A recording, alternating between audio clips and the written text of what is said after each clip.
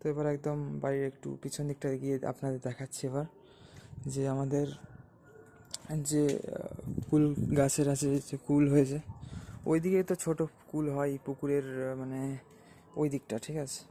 আর আমাদের এইখানে যেগুলো আছে অনেকগুলোই কুল গাছ আছে এখানে, বাট দুটো গাছে খুব ভালো ফুল ফুটছে, মানে কুল হচ্ছে, যেহেতু এগুলো বড় বড় হয়ে গেছে। এক হচ্ছে এই গাছটা আর এক হচ্ছে ওই গাছটা, ঠিক আছে। এই যে কুলগুলো আপনাদের একটু দেখিয়ে দিই।